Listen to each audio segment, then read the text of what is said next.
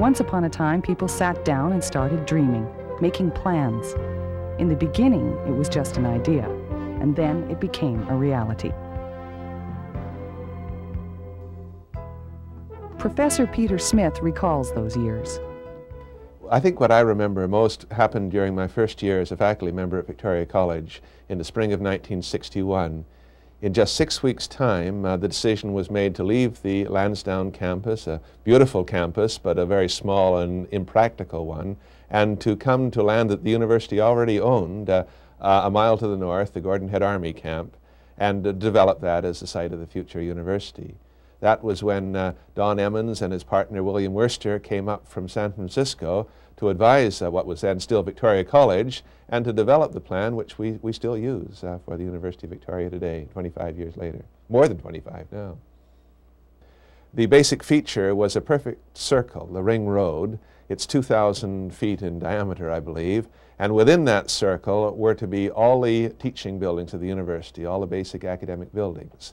And these were grouped with science on one side of the circle and humanities and social sciences on the other, and the library at the end. It's essentially the plan that has since taken shape. Now, part of the original architectural belief, the opinion of the consultants, was that no single building should dominate the university.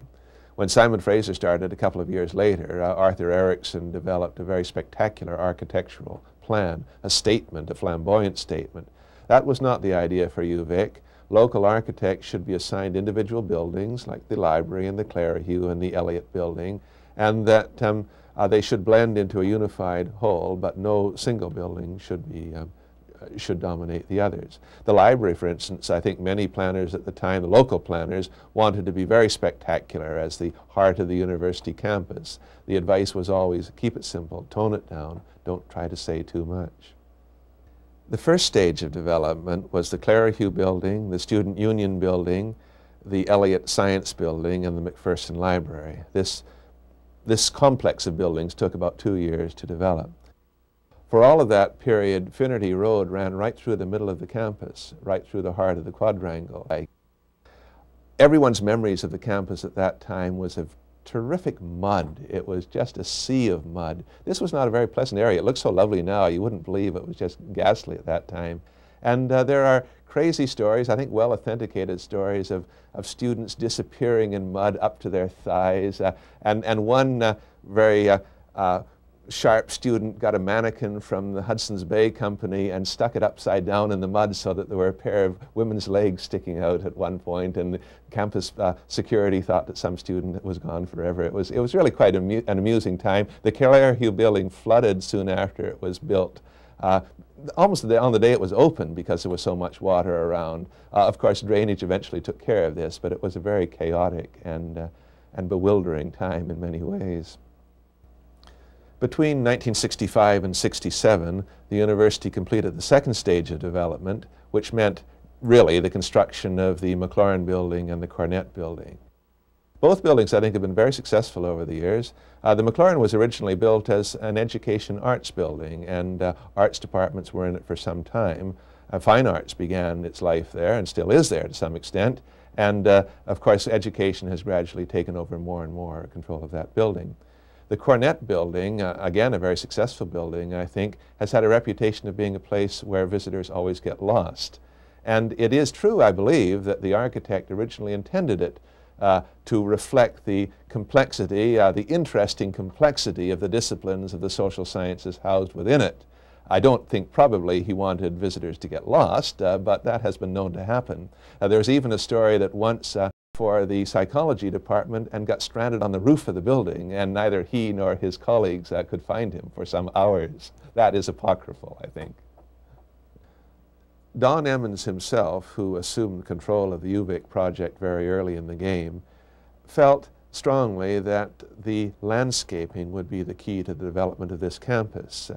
He and his partners were aware that Victoria has a reputation for gardens, and they thought it should be a garden campus. The buildings were important. They should be well designed, of course, but the feeling was that nature would take over, and nature should be allowed to be the unifying force in the development of the campus.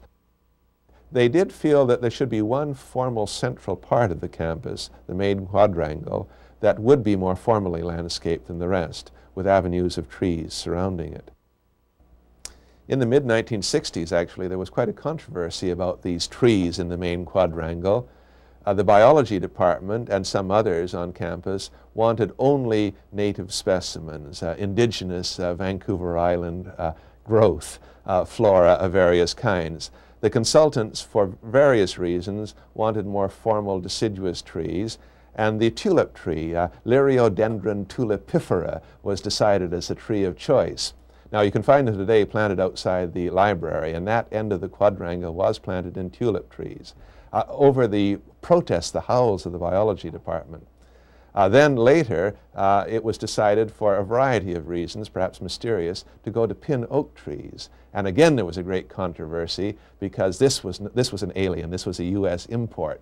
If we're going to have oaks, why not have Gary oaks, our really characteristic local trees? Unfortunately, Gary oaks are not available for this purpose and are very slow growing, and the feeling was it was impractical. So we have our 3 rows of pin oaks now, Quercus palustris, along the north side of the quadrangle alongside. The years following 1967 were characterized by student unrest, the rebellion that was going on all around the world, and it was certainly going on in Victoria. Surprisingly enough, the building program still kept going, and there were some important structures in the late 60s and early 70s, the Cunningham building for biology, the Sedgwick buildings, which were temporary but are still serving us very well, and the major project to extend the Clairview building, in which we are now, into a 4-sided complex. And the first extension of that encompassed the boiler plant at the end of the Clairview building. In order to disguise the chimney of the boiler plant, a clock tower was erected, and this has a reputation of being the only clock in Greater Victoria that has ever been cited for causing pollution, as billows of smoke and soot come out of it at regular intervals. One of the major achievements of Hugh Farquhar's presidency was the completion, of the planning at least, of the McKinnon Gymnasium, which was constructed and almost finished at the time when Hugh left office in 1974. Howard Petch became president of the University of Victoria in January 1975, and of course has guided our destiny ever since. I think he has done wonders for the university building program. The first project that he inherited actually from Hugh Farquhar was the University Centre, which was a very, very difficult project to get through the government and the Universities Council of British Columbia. Howard did that magnificently, and I think the building has been universally praised since the day that it was first opened. Other buildings, of course, soon became important priorities as well. There was an extension to the McLaurin building for the Department of Music, now the School of Music. Plans were soon underway to give a permanent home to the Faculty of Law and the construction of the Begbie building.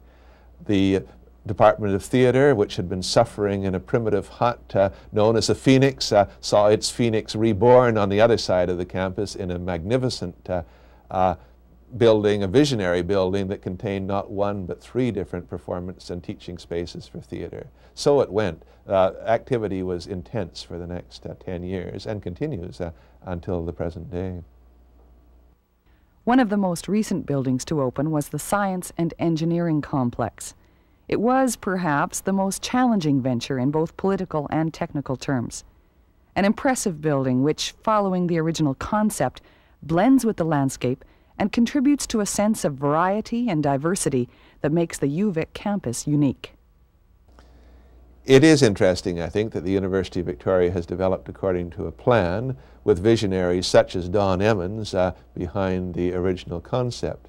We may wonder now what the University of Victoria will look like in 25 years, in the 21st century.